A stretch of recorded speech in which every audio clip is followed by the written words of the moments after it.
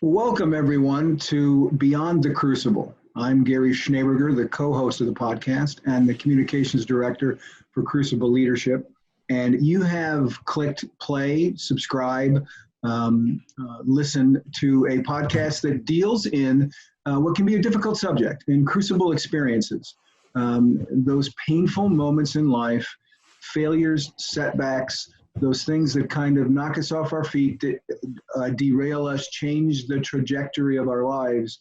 But the reason that we talk about them, it's extremely important. We interview guests and we talk about these experiences in order to offer hope to folks, maybe like you who are listening, who are going through those experiences now. So we don't want to camp out here. We don't want to wallow in those moments. We want to learn from those moments. We want to leverage those moments so that we can begin the path of bouncing back from those moments and leading a life of significance. And here with me, as always, is the founder of Crucible Leadership and the host of the podcast, Warwick Fairfax. Warwick, we've got a good one today. Absolutely. Great to be here, Gary. So our good one today, our guest today is Ed Kressy, and I'm going to tell all of you a little bit about Ed.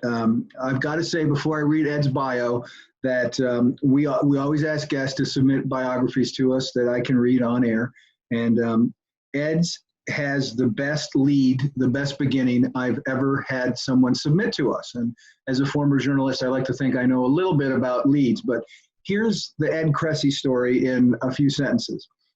Ed Kressy is probably the only person who was once arrested by the FBI, then went on to turn his life around and receive a community service award from the director of the FBI. He transformed his life from drug addiction, mental illness, and criminal activity to follow a path of spirituality, self-improvement, and service to others. Ed volunteers in maximum security prisons and jails, helping incarcerated men and women gain skills for empowerment, entrepreneurism, and self-advocacy. Ed volunteers for law enforcement, helping the San Francisco Police Department and FBI better serve communities affected by incarceration and addiction. He's achieved his lifelong dream of becoming a writer by publishing work in the Washington Post, the San Francisco Chronicle, and Vox. His book, My Addiction and Recovery, Just Because You're Done with Drugs Doesn't Mean Drugs Are Done with You, is being published in April of 2020. Ed, welcome to Beyond the Crucible. Thank you, Gary. Thank you, Warwick. It's great to be here. Well, Ed, thanks so much for coming on the podcast. You have just some amazing experiences. I'd love to start with just your story and how that led up to your Crucible, but just tell us a bit about Ed Kressy and your background and, kind of who you are, how you grew up, and how that led to some of the challenging experiences you've had. Sure. I grew up with a lot of opportunities, a lot of privileges. My childhood was idyllic in many ways. I grew up in the beautiful countryside of Massachusetts. When I got into junior high and high school, what had happened was I was just kind of a different kid. I was very uncoordinated. I couldn't play sports or compete in gym class. I loved to read. I would come home from the library with these big stacks of books because I always liked to escape into the world of fantasy, more so than I could feel comfortable in the reality of the world around me. I was very sensitive. I would cry quite easily. So where I went to high school, reading, crying, being uncoordinated, not exactly a campaign platform upon which one might run for class president. Yeah, I get that.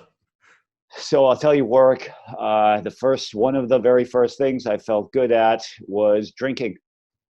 When I started to learn how to drink around 14 years old, progressing into very heavy drinking when I was 16, I began to feel like, I have a talent. I have a skill. I have some way I can feel like I'm an effective part of the world around me.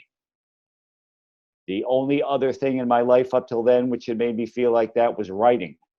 When I would write my stories or assignments in English class back in grade school, sometimes the teachers would call me up to the front of the room to read my assignments. These were some of the first times I felt like I was good at something. The kids who would bully me during recess would sometimes come up to me after I'd read one of my stories aloud and tell me that they liked it, clap me on the shoulder. Boy, Oh, sorry, go ahead. No, I was going to say that is quite the dichotomy. You know, they bully you and then say, hey, Ed, boy, that was a really great story. And part of you seeks affirmation through drinking, is I'm assuming when you drink, you know, I mean, I was pretty shy in school and not particularly athletic, so I can at least relate at some level. But when you drink, it makes you less shy, less inhibited, and probably you felt accepted. Hey, boy, Ed's really quite something when he drinks, right? He's kind of quite the personality. And so those are two very different things to get affirmation, drinking and writing. I mean, it's just an amazing dichotomy as you look back. Absolutely. The one thing that for people to understand about alcoholism and drug addiction, as I've learned, is that drinking and drugs usually are not our problem. They are our attempt at a solution. And as you alluded to, Warwick, my problem of not fitting in, my problem of feeling that I couldn't find acceptance within my peer group, that was something I solved through drinking and through getting high. My other dream, or my dream of being a writer, that was something I could push to the side, because writing, as we know, Gary, you especially, writing takes discipline. Writing takes perseverance. Writing takes being able to fail and get back up again. I didn't have the self-confidence or the belief in myself to do any of that. But drinking and getting high gave me the illusions, the false beliefs in myself. Drinking and getting high, just like you said, Warwick, it made me feel like I was somebody, made me feel like I could contribute to the world around me. These are the reasons I pursued a lifestyle of heavy drinking and deep, devastating addiction to drugs for so many years, because they solved the problem, basically, of me being me. I'm going to jump in at this point, and normally, listeners, you know that Warwick is the chief questioner here, and that's not going to change in this episode, but Ed and I share more than just being writers, people who grew up to be writers. Ed, I also have an alcoholic background, and when I hear you say fitting in, found something you were good at, I was, quote unquote popular, whatever that means in those ages, athletic and those kind of things. But it was a sense of camaraderie that I could build with people when those kinds of things happen. And I say that to you to say, hey, brother, we have affinity there, but also for the listener there are people, regardless of what their crucibles may be and what they struggle with and how they deal with that. But your definition of an addiction, it's the symptom, whatever that might be, drugs, alcohol, other forms of distraction from what it is you can most productively be putting your time toward. That's a symptom. The disease is, the addiction is what that underlying root is, that problem is, why you do what you do. One of the most insightful things I learned in Alcoholics Anonymous was, it's not how much you drink that makes you an alcoholic, it's why you drink. And for me, why I drank was to change the way I felt. And I think I'm certain there are listeners right now, alcoholism may not be your problem, it may be, drug addiction, those kind of things may not be your problem, but there is something in your core, perhaps, about how you feel about yourself, as Ed described, as I've described. There's something in the core about how you feel about yourself that you feel you need to change. And sometimes in doing that, it can be unhealthy. Sometimes in doing that, Warwick, you have experienced this in some way by trying to be good enough to take over the family business, even though that wasn't necessarily your vision. you didn't necessarily feel like that was where you were supposed to go. So I think all of us who had crucibles have a bit of that in us, that idea that if we behave in this way, or if we change our behavior in this way, or if we try this thing, that's going to put us in a better position. And sometimes it can actually, instead of putting water on the fire that is our crucible, it can add gasoline to that fire. Is that fair, Warwick? Yeah, no, I think what you're saying, Gary, is profoundly true. I mean, we all want to fit in, self-worth. I mean, I have my own struggles, but they were different. I can relate to what Ed's saying in the sense that, I was very shy. I went to a kind of exclusive boys' school, but I wasn't very athletic because my family was so wealthy, far and, prominent status, owning a huge media company. It was far different than the other boys. And so, I didn't get bullied a lot, but some, there were one or two.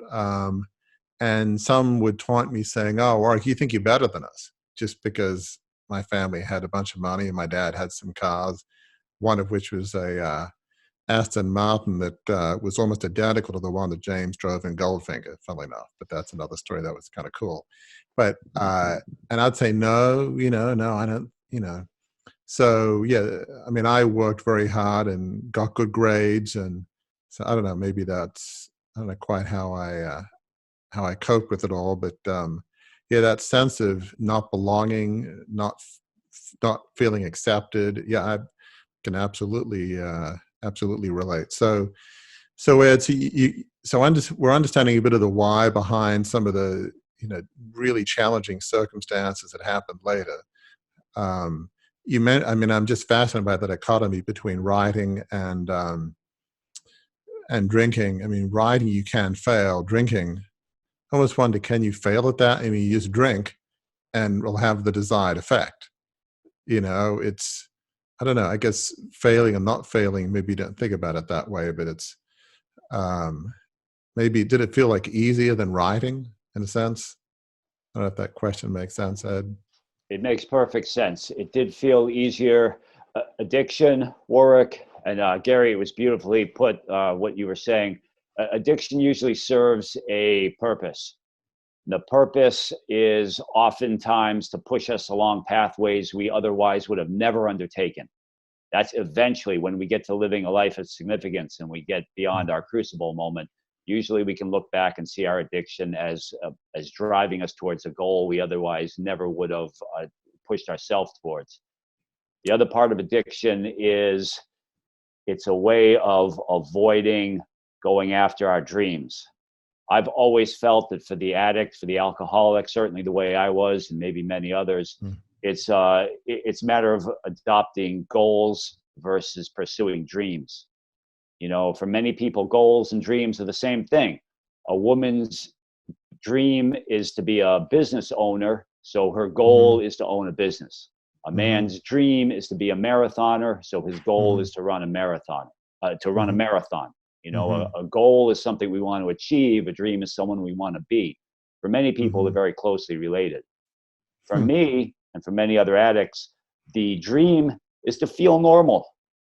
Right. The dream is to feel accepted. The dream is to be a writer. The dream is to just feel comfortable in my own skin. No business ownership, no home, no athletic pursuit is ever going to make that dream happen. So instead, we pursue these goals. We do pursue these goals. For me, I earned a college degree. I owned a home. I had a career with a organization that went on to be named the #1 best company in America to work for by Fortune magazine.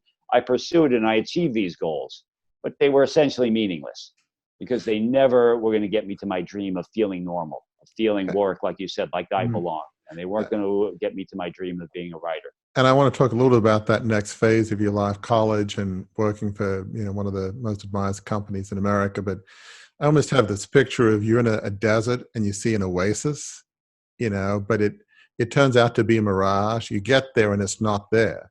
So no matter how much you succeed, the nice home, the nice cars, it's like that in of itself doesn't necessarily make you feel good about yourself. And so you keep pursuing this mirage and you get there and it's like, I thought I was there, but it just vanished right into thin air. But you feel like, okay, it's over the next sand dune. I mean, do you follow what I'm saying? Like it feels illusory that you keep pursuing something, you can never attain it by just drinking or success. Or, I mean, do you feel that you're constantly pursuing something but never getting there, in a sense? The oasis, yes, that's a wonderful image. It's a condition of comfort versus happiness. As human beings, we're hardwired not to be happy, but to be comfortable, or to put it another way, to be safe. Mm-hmm. Comfort and happiness are not the same thing. For me, I could be very comfortable in that world of addiction as I abandoned more and more of those goals and sank deeper towards my crucible moment, as I sunk into psychosis and threw away my home, my life savings, my career, much more to addiction. I remained comfortable. I knew I could survive as a drug addict from one day to another. I knew I could survive. I'd done it for years, for decades. However, pursuing my dream, becoming a writer, there was no way I felt, I did not have the belief in myself that I could survive going after my dream. I feared failure, but even more so, I feared success. Instead of going after that dream, which would have been very uncomfortable, I stayed in that unhappy yet comfortable world of addiction. So, last thing before we get to your crucible moment, it's fascinating you use that phrase, fearing success. There's a woman by the name of Marianne Williamson who, spent a lot of time in the coaching world, and I'm sure it's on YouTube somewhere. She has this great book, I think it's Return to Love, and she has this, and she's spiritual in that broad sense of the word. She has this wonderful phrase that our deepest fear is success. Our deepest fear that we will be successful beyond measure. I mean, I can't do it justice, but that's exactly what she talks about. But so let's talk about the crucible moment, because you graduated college and you're doing very well. So you achieved a lot, considering, like a lot of us growing up, your self-worth wasn't that high. So, which is interesting. But talk about the success, the job, the cars. So where were you just before, things all went downhill, so to speak? Sure. On the surface, I had a lot. I had a lot of help. I came from a relatively privileged background, so my college education was paid for, and my down payment on my home was paid for. I worked hard, and I got to a point where I had that career. I owned that home. I was competing in kickboxing as an amateur. I was never very good at kickboxing, but I would get in the gym and I would train a lot. And on the surface, I did have I had a lot of the trappings of success. Yet I'd been a drug addict all along. I would binge use on weekends. I followed this path for years. It was like my life became like a seesaw. On one side was the home and the career and the relationships and the beautiful motorcycle I used to ride. On the other side was my addiction, my binge using every weekend. One can maintain a seesaw like that for some time. I maintained it for years, but eventually something's got to give. For me, in 2000, the seesaw kind of plunged onto the one side. I began using methamphetamine every day. I graduated from smoking it. I graduated from snorting meth to smoking it. That's when the psychosis began to set in. I started to hear disembodied voices claiming to be from the police department or the FBI, threatening to kidnap and torture me to death.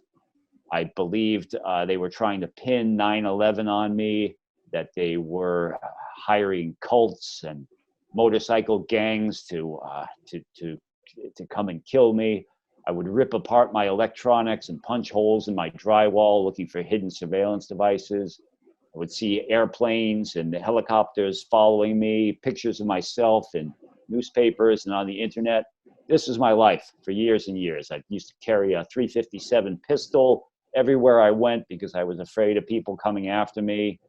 I'd come to in the mornings with a 12-gauge shotgun on my chest. That's where I'd fallen asleep or passed out the night before, waiting for gangsters to kick down my door.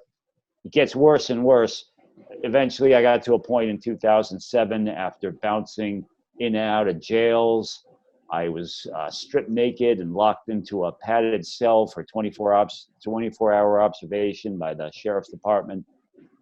I'd bounced in and out of rehabs, destitution. I'd long since thrown away my life savings. It was nowhere near employable. Living in this little flophouse hotel, hadn't showered or brushed my teeth in months. Given away my beloved dog, the only creature left really that I felt cared about me, or that I felt I was able to extend love to. I'd given my dog away. It was a terrible set. It was just terrible. My physical surroundings were very bad, and my mindset was much worse. I was a drain on my communities. I was stealing from welfare. I used to get food stamps and go buy steaks and then trade the steaks to my drug dealer for meth. It's just, Warwick and Gary, I could go on and on and on. But, I think your listeners get a sense of my poor decisions, my poor choices, my mistakes led me to a point where my only three options were basically to get locked up, to get covered up, like 6 feet of earth covered up, or to get sobered up. I mean, I could have maybe gone into long-term homelessness and avoided some of that, but basically I was at the end of the road. So I'm assuming at that point your self-worth was, I don't know, rock bottom probably doesn't do it justice. It's probably lower than rock bottom, but did you ever think of like hurting yourself, suicide, or, the best thing for humanity would be for Ed Kressy not to be around? I mean, did you ever get to that kind of point? Ironically, when I did get to that point, and I stayed there for years, the worst of it was after I got clean. Because like we were saying, drugs are usually not our problem. Drugs are our attempt at a solution. And for listeners, that's one reason why it's often so hard for an addicted person like me to quit drugs, is because when we quit, now we have no more solution. After I got clean, I had nothing left to tamp down that negativity I felt towards myself, and which I projected onto the world around me. So Warwick, the answer to your question is yes, I was suicidally depressed, yet ironically, the worst of it came after I got clean off the meth. Wow, because that sort of medicated the pain. So it sounds like, just sort of on the streets, in a flop house, you lose your house, car. I mean, dog, that's got to be as bad as anything that you lost, because you loved the dog and the dog loved you. That probably felt worse than losing a house. So how did you, so you're in this terrible place. How in the world did you begin to make that hard decision to try to move beyond that? And I'm fascinated when you said it got worse as you got sober. How did you even begin to think that, why change? I mean, a lot of people don't change. I'm assuming you know much more than I do, but to just continue in that addicted lifestyle for the rest of their lives. How did you make a choice to go a different path? I got to a point that there was one night where I got the only clothes I owned basically was this filthy tuxedo, because I'd worked at the strip clubs and got fired. And I would wander around the city of San Francisco at night with this filthy tux. I found myself in a fancy hotel, lingering outside a ballroom where a wedding reception was taking place, thinking I'm going to go in and, blend in wearing my tuxedo. As I stood at the doorway to that wedding reception in that hotel ballroom, I realized that in the past few years, 5 couples had gotten married, 10 of my closest friends. One of them had asked me to be the best man. Warwick, do you know how many of those weddings I had shown up to? Yeah, 0, not one. 10 of my closest friends married. I didn't attend a single wedding.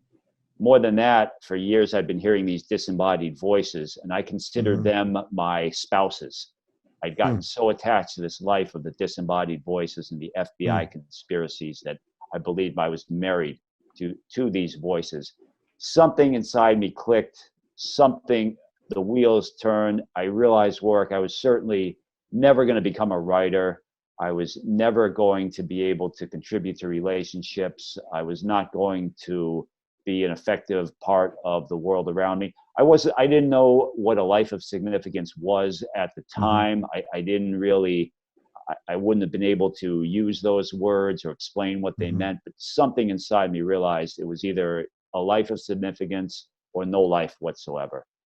It was that moment, somewhere deep inside me, I found the strength to do the very, very hard work that continues to this day of turning my life around, pursuing that path of significance and bringing something to the world around me rather than taking and taking and taking, which had been what I was all about for many years.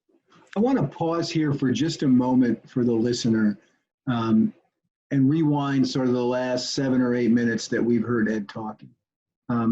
Ed, your story is fantastic in the sense of not great, but it's a big story. It's a story with a lot of elements that many of us, even those of us who have addictive pasts, have not experienced.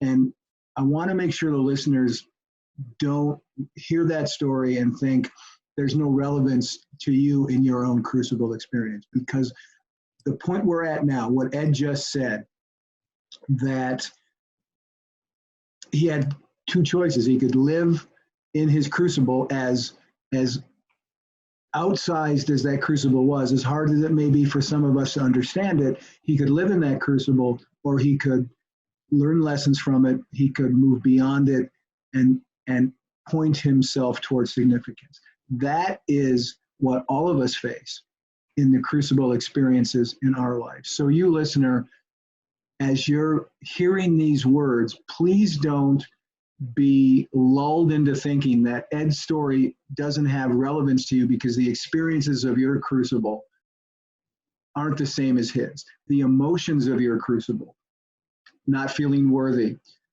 feeling like there's no hope at times, feeling like, how am I going to get out?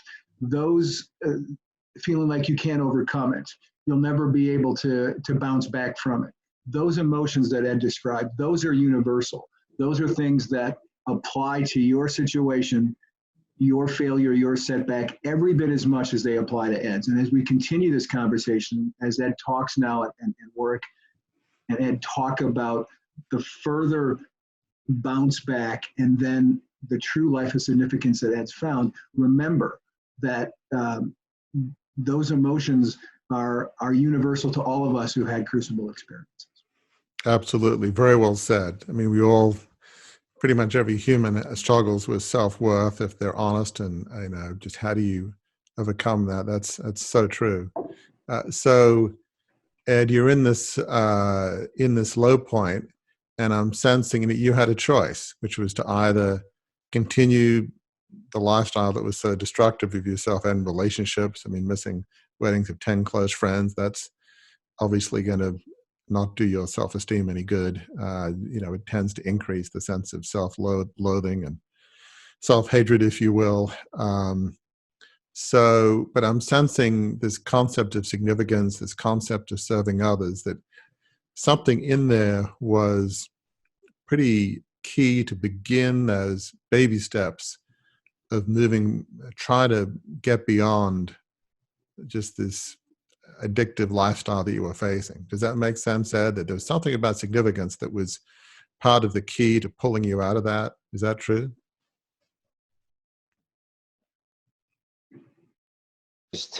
Was that if I was going to pursue my dream, I was going to need self-confidence. I was going to need to believe in myself. Becoming a writer, that was maybe a little bit too big of a jump for me to take right away, especially with my self-confidence and, Gary, as you put it so well, my sense of hopelessness, my feeling that nobody understood me, my beliefs that the world was just not going to cooperate with my achieving my dreams, all those feelings. In order to overcome them, I took the smaller steps of serving my communities. I became a volunteer first responder through the fire department. I worked for a political campaign for a guy who became a close friend and was really about improving his neighborhoods and the quality of life for the people around him. I would volunteer everywhere I could. I would go to the SPCA and collect donations outside the Macy's windows at Christmas time or around holiday time. I began to find these ways to serve my communities. They were kind of smaller ways. I could bite off little chunks. I could become a volunteer for a few hours, even if I couldn't make that big leap to becoming a writer. This was a little pathway that I could take. I didn't realize it at the time. Looking back, I see that being of value to others, giving my time in order to serve others, that was ultimately serving my own dreams, which hopefully, as I continue my writing career, will actually serve others more and more. It was kind of, that was the pathway. Yeah, I think another really important thing for listeners to hear, and just more generally about Ed's path, is it's often baby steps is really the path to getting beyond just this feeling of self-worth. While, my background is very different, I can relate on one level that, as listeners know, when, growing up in this 150-year-old large family media business, I was a person of faith, founded by a strong person of faith. So when that, $2 billion takeover kind of went bust and bankrupt, and I felt responsible for losing a 150-year-old family legacy, yeah, my sense of self-worth was at rock bottom. There weren't too many jobs for out-of-work media moguls. I mean, it was, moved back to the U.S. where my wife is from. It was grim. I just felt like anything that I would touch, I'm just going to mess up, So I was, but I remember, I got I guess I'd done financial analysis years ago after Oxford and before Harvard Business School and on Wall Street. So I knew I could do analysis, and I went to some temp agency and took some Excel spreadsheet test, and I guess I must have been pretty good. So I got some part-time job at some local sports company. It was actually Head Sports, as in head racket and skis at the time. They had a place in Maryland. And so for a few months, they needed help, doing their budgeting. And I could do spreadsheets, just tell me what you want and I could do something. Well, it was a small little baby step. It was, wow, I actually accomplished something and didn't screw it up. Wow.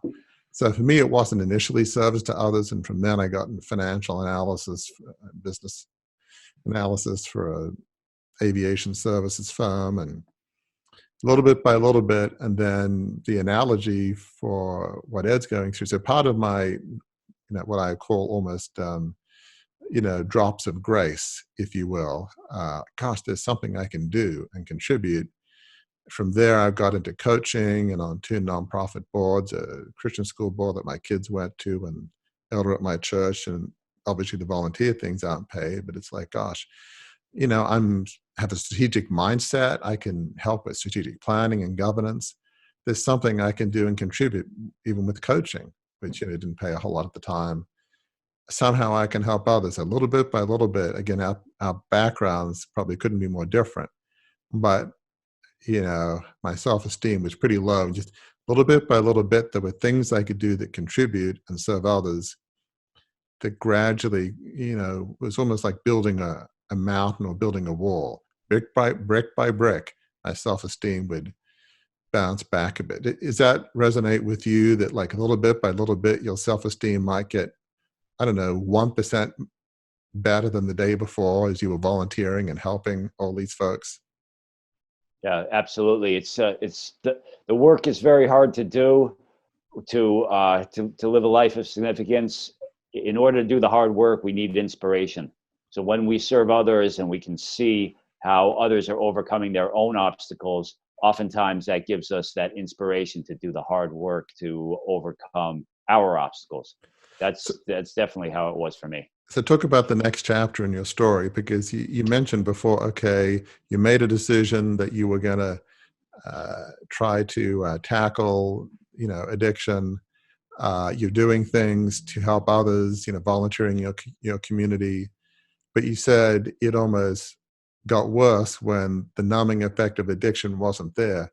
How did you keep going and do the hard yards? I mean, what was the motivation to get through what almost, I don't know if it was worse, but it felt really hard? How did you get through that? It got very hard. What I discovered was that just because you're done with drugs doesn't mean drugs are done with you. I mentioned the suicidal depression. I continued to experience psychosis, extreme paranoia around the FBI and the police department. What really got me through most of all was spirituality. I came to understand that there is, according to how I choose to believe things, there is a spiritual presence, a God, a universe, a great spirit, whatever the proper name is. I don't completely understand that spiritual presence, but I believe in the existence of this spiritual presence and the constant pursuit of spiritual understanding, the constant pursuit of spiritual meaning in life. That was what started as a flimsy little reed that I could cling to start dragging myself out of that dark, psychosis and suicidal depression. The more I pursued a path of spirituality, the more I started to define what it meant for me. The more incredible, amazing people inspired me, persons of a faith-based background, persons of a spiritual background. The one thing that really resonates, or one of the things that most resonates with me, is that the spiritual is the non-material. So when we think of what is spirituality, one definition I like to use is that if it's non-material, then we might consider it spiritual. So significance, a life of significance. Absolutely, to me, that is something that falls under my definition of the spiritual. When I pursue these, this was my path. Yeah. So when you think of the spiritual, I know for me, in my faith-based perspective, I believe that, God loves us just because we're all children of God, kind of thing. And we don't have to achieve things. It's a love that doesn't depend on us, on us doing anything. Does your spiritual framework, does it give you a sense that you don't have to achieve things for the world, to universe, to believe you have value? I believe, I believe this life is one stage in a vast journey, and what we do in this life somehow will affect what that next stage of the journey will look like. I'm a part of a faith-based community myself. I'm part of a Christian community. It's a wonderful community. I found that by learning from these members of my community, by learning from the persons with backgrounds in Zen, in Buddhism, persons of Muslim faith, that all the ideas, all the wisdom that's passed along by so many incredible people, hopefully has planted some small seed of wisdom within me that will continue to grow as time goes by. And so as you were meeting people in different spiritual communities, did you feel that they accepted you for who you were, warts and all, kind of thing? Absolutely. People believed in me when I couldn't believe in myself. People saw value in me that I didn't see in myself. The more I tried, the more good I put forth, the more I served others, the more I tried to give to the world around me, the more the world gave back in the form of these incredible people who just kept coming into my life. And that's something very important for the listeners to know, because to get beyond crucible experiences, whether it's addiction or what have you, yes, it helped. I think spirituality, I think both Ed and I agree, can be a big help. But also friends that know who we are, they realize the mistakes we've made, but they love and care for us anyway. And that unconditional love, that is, it's sort of like rocket fuel. I mean, people that really know you and they love you anyway, it's like, really? How they know everything. How in the world can they still want to be around me and be my friends? You might not have understood it at the time, but you appreciated it. And so that probably also, between spirituality and some friends who love you unconditionally, those probably were big help, I'm guessing, in going through those hard early years. Is that fair? Addiction and mental illness that I found is overcoming the stigma. Yeah. The symptoms of the schizophrenia-like condition that I had when I was on meth and that persisted in some form or another, even to this day, at times, the symptoms themselves, at least after I quit meth, they never bothered me nearly as much as the fact I tried to hide them. I tried to conceal a big part of myself. So Warwick, the friends I had, the people in my life, the way they accepted me, warts and all, that was such a big part of me being able to express myself, to overcome the stigmas and get past get into the learnings from that Crucible experience into the benefits. And I just love to add, of all the help I received, people in law enforcement, ironically, gave me some of the most meaningful help. Of all the people out there, I'm so grateful to the FBI, the police department, protectors in general, firefighters, persons in the military, along with faith-based communities and spiritual practitioners and many others. People in law enforcement really had belief in me, gave me second chances, and as a result, I'm able to give something back to my communities. So talk about that, because I know, you went from a point being this paranoid that the FBI is out to get you to receiving an award from the director of the FBI. I mean, obviously that's amazing, but there's some irony in that. So talk about how that happened and what that felt like. Yeah, well, I was terrified of the FBI. Years after I quit meth, I still believed the FBI was trying to pin 9/11 on me. I believed I had inadvertently befriended a 9/11 hijacker when I was kickboxing in Bangkok in 2000. I had all these beliefs, and basically it was terror, a lot of fear, a lot of terror. I learned through these amazing people I mentioned, I learned that I would need to face my fears. If I was ever going to pursue my dream, if I was ever going to live that true life of significance, it's like the writer Joseph Campbell says, in the cave you fear to enter lies the treasure you seek. That or Nelson Mandela, courage is not the absence of fear, but the triumph over it. For me, there was so much fear, and I learned I was going to have to face it. Basically, I got to meet some people who were FBI agents. I made it known to them that I wanted to serve the FBI as I had served the fire department when I'd been a volunteer first responder. From there, I was nominated to this selective FBI Citizens Academy, where basically they take people and they put us through a 6-week, 1-night-a-week course on how the FBI fulfills its mission of protecting Americans. Along the way, I discovered that the FBI, I didn't really know this, but they do have a strong interest in serving communities, or what I should say is they have a strong interest in further serving communities who are affected by incarceration and addiction. I'm so grateful to the FBI because they allowed me to not only have a second chance, but to contribute my particular unique strengths and insights into their work. And this is how I ultimately wound up in Washington, D.C. in May of 2019, shaking hands with the director of the FBI. I was one of 57 Americans to be honored with this Community Service Award. Warwick, 12 years ago, the Ed Kressy that would have been in an FBI office would have been a lot different circumstance. It wouldn't have been shaking hands with a director, I'll tell you that. So it just speaks so highly to the FBI, to the police department, to the fire department, to all these wonderful spiritual practitioners and individuals in faith-based communities, that when a second chance is extended, yes, it benefits the receiver, me, but a second chance can also benefit the giver, society, just as much, if not more so. And what's sort of stunning to me here is that one would hope, spiritual communities are definitely not perfect, but in their better moments, you would hope that they would be, reach out and accept you.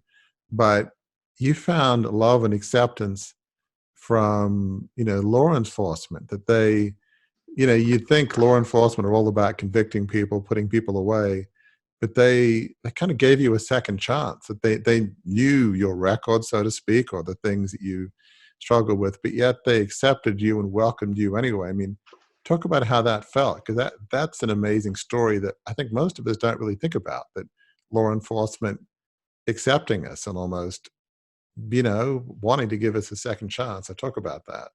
How that. Yeah, absolutely. And I, by no means do I intend a blanket endorsement of law enforcement. Sure. I don't mean I don't mean to endorse everything that law enforcement does or has ever done. But what I can say with complete confidence is that there are individuals within places like the FBI and the police department who, just like you say, Warwick, who are truly dedicated to protecting, to serving individuals such as myself, who are committed to giving chances for life's turnarounds. I found that there are organizations, and then there are people within those organizations, and they're often two different things. When we can form these bridges of trust, when we can focus on what we have in common and what are our common interests, and pretty much those interests are going to relate to making society better and making things safer and more and better quality of life for everyone. When we can focus on these things, they tend to expand. In life, whatever we focus on tends to expand. It doesn't mean that there aren't things wrong. It doesn't mean that we need to fix what's wrong with our society, because there is a lot wrong. At the same time, what I've learned is let's also really focus on what's right. Let's focus on these FBI, police, formerly incarcerated and currently incarcerated individuals. Let's focus on these human beings who are bettering themselves, who are bettering their communities, who are serving others. Because when we focus on the work that these individuals are doing, that work is going to expand. And that goodness and those benefits are going to extend throughout society. Right. And as you were extended grace, forgiveness, you want to extend that to others, to people that have been incarcerated, and help them get beyond it, because you would know better than I that what they call it, recidivism, if that's the right word, of people going back to jail and committing crimes can be higher than we would like, and just trying to help stop that cycle. So talk a bit about, your life of significance now, and, you use that phrase, the cave that we fear to go in. I guess two different questions. What's your life significance now? And for Ed Kressy, what is that cave that you fear to go in? The cave is the cave. Well, first, the significance, in addition to serving law enforcement, I volunteer inside maximum security prisons and in jails, coaching, as Gary was saying earlier, coaching incarcerated men and women on employment, entrepreneurism, and self-advocacy. I've discovered, as obvious as it sounds to say, I've discovered that if my birth circumstances had been the same as the women and men I work with behind prison and jail bars, I would have been on the other side. These women and men have taught me very powerful lessons. To get to the other point, the fear is really in just being honest and expressing myself. Honesty, not so much as opposed to being dishonest, but really overcoming that stigma. Being forthcoming about the mental health challenges that I've faced, being forthcoming about the fact, I don't consider myself mentally ill as, mentally enhanced.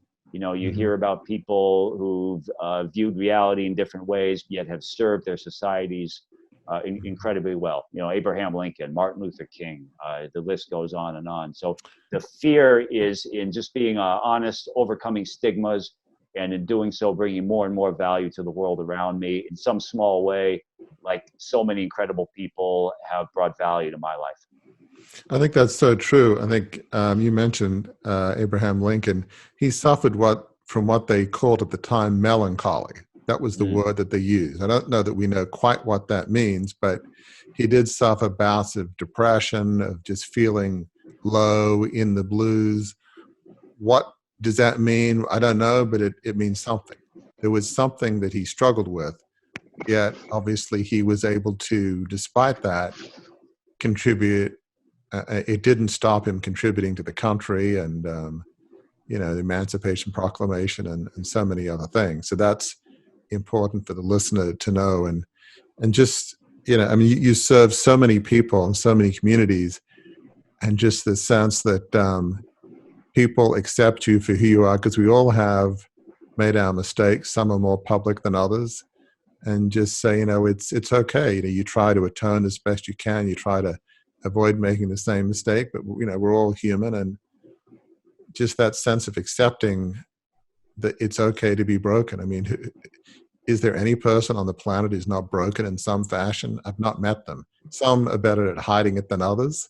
Some people's failures are less obvious than others, but we're all broken in some ways. It's just part of being human.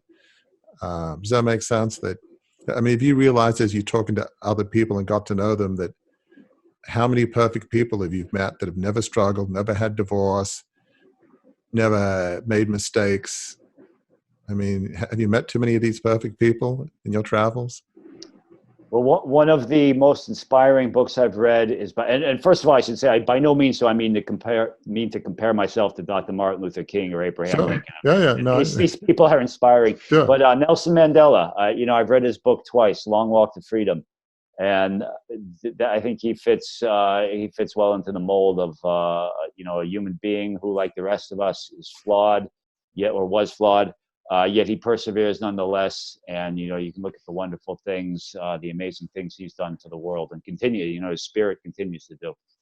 We have arrived at that point in the show when it's time to drop the landing gear and begin to land the plane. But as we ease into that, Ed, there's something that you've written several times as we've corresponded, and you included it in the sheet that we had you fill out before we began the interview. And that's this is a statement that you made that I want the listeners to hear because, A, it applies to your life as well, I believe, listener. And Warwick, with all the work that I've done for Crucible Leadership, this sounds like something that we could have written for Crucible Leadership, what I'm about to read that Ed wrote here.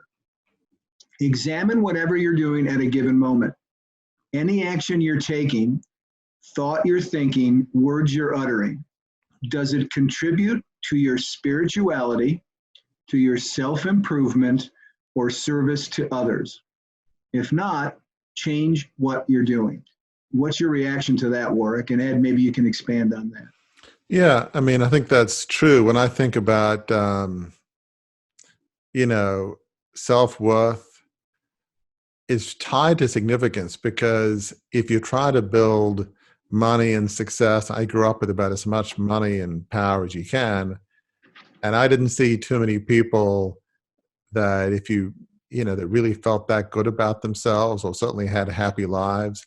But, happiness, joy, self-worth, it really is tied to significance, tied to serving others. When you're about trying to help other people, in Ed's case, trying to help people with addiction, incarceration, just try to get beyond that and live productive lives, that's where self-worth comes from. Self-worth comes from serving others. When you serve yourself, it doesn't build self-worth. I don't think human beings are wired that way. Whoever wired them that way, whether it's the cosmos, spirituality, or God, we are wired to serve others. And only in that can we receive joy and happiness. I mean, does that resonate with you, Ed, as you've on your own journey to a life of significance? Absolutely. The more we help others, the more we help ourselves. The more we give, the more we get. The more we can bring to the world around us, the more the world gives us. And I found that it's not so much that reality influences our thoughts nearly as much as it is that our thoughts create the reality around us. Ed, you've talked a couple times about your book. Tell listeners a little bit about it. What's it called? What does it cover? And how can they get it when it is out in April of this year? Oh, yeah. Gary, thanks so much. My book is called My Addiction and Recovery. The subtitle is Just Because You're Done with Drugs Doesn't Mean Drugs Are Done with You.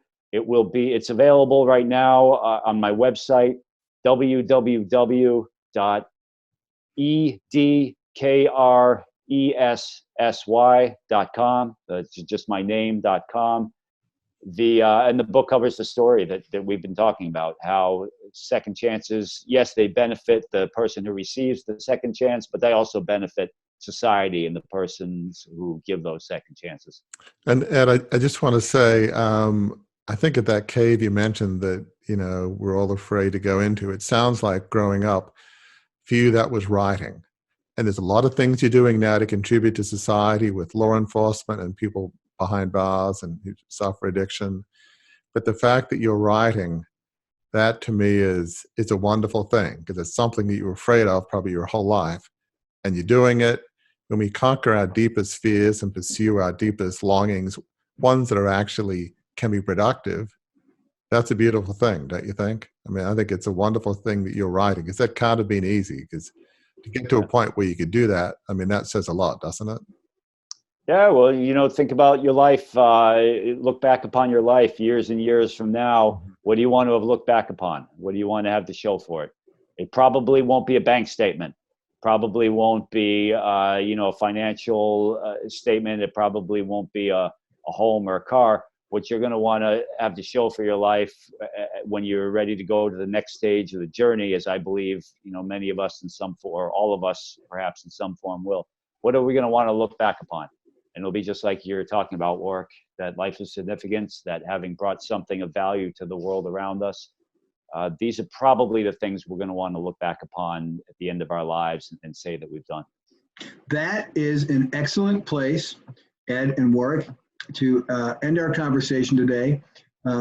Listeners, thank you for spending time with us, listening to this truly moving conversation about Ed's story. And we hope that you see the application for it in your life, even if the circumstances are different. And we're going to leave you with two practical thoughts as you move on beyond listening to this. The first of those thoughts is a suggestion. If you're struggling with moving beyond your crucible, take a page from Ed's book. Find an opportunity to serve others. It doesn't have to be big. It doesn't have to be grand. It doesn't have to, have a business plan attached to it. It just has to be focused on helping others.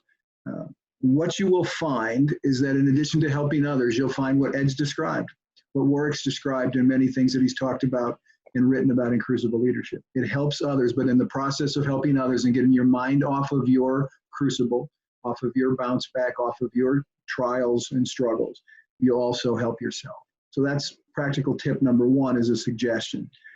Practical thought number two is a favor we'd like to ask you. If you've enjoyed, if you've felt that you've learned something, you've been edified by this conversation, we would ask you to subscribe to Beyond the Crucible on the podcast app that you're listening to it on right now. Doing so will ensure, first of all, for you that you'll never miss an episode, and it will help us share this and the messages that come through here, stories like Ed's. It will help us share the content of Beyond the Crucible to more people, to help them recognize that their crucible experiences can be the start of a great new chapter in their lives that lead to a life of significance. So until next time, when we're together, thank you for spending time with us, and we look forward to the next time.